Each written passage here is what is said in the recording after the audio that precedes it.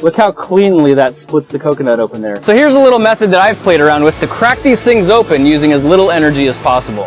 When you give your coconut a good shake, you should be able to hear the water sloshing around inside. If you don't hear anything, it's either chock full or completely empty, and you can tell that by the weight of the coconut itself. And when you look at the coconut, you'll notice it kind of has a sharp pointy end on one side and a blunt end on the other. And what we're going to need to do is smash the top so we crush the fibers and peel this thing apart. And the easiest way to do that is by using gravity.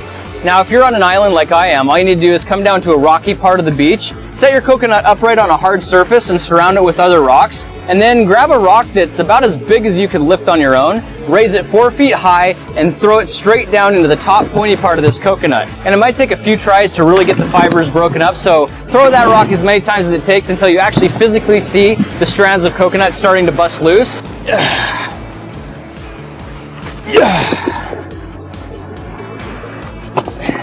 Woo! So you can see after 2 smashes with a heavy rock how it's busted lines down this husk.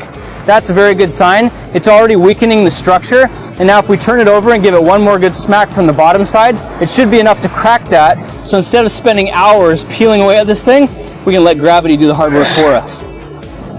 Sweet.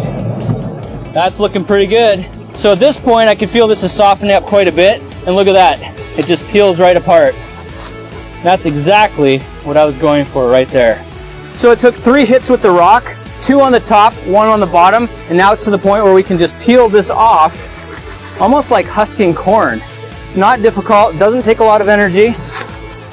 And there we have it. There's our coconut. Needs a little bit of a haircut, but in essence, that's what we're after right there. And the rest of this husk makes really great fire tinder. There it is.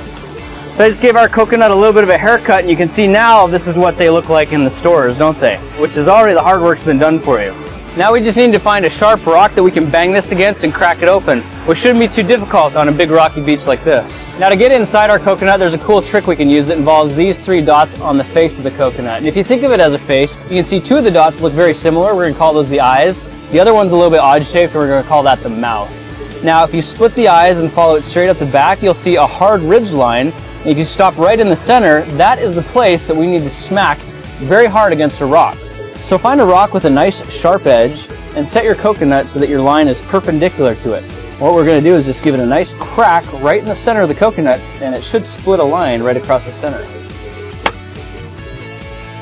Look how cleanly that splits the coconut open there.